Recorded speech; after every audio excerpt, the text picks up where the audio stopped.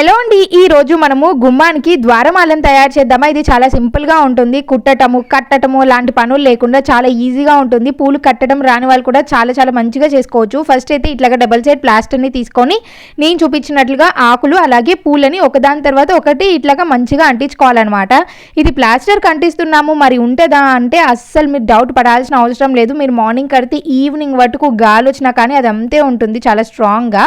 ఈ తర్వాత నేను ఇక్కడ ఆకులన్నిటికి కూడా పసుపు కుంకం పెట్టి అలంకరిస్తున్నాను. మీరు ఇక్కడ నేను ఒక్క చామంతి పెట్టాను కదా, మీకు నచ్చితే 2-3 రకాల పూలతో కూడా పెట్టుకోవచ్చు.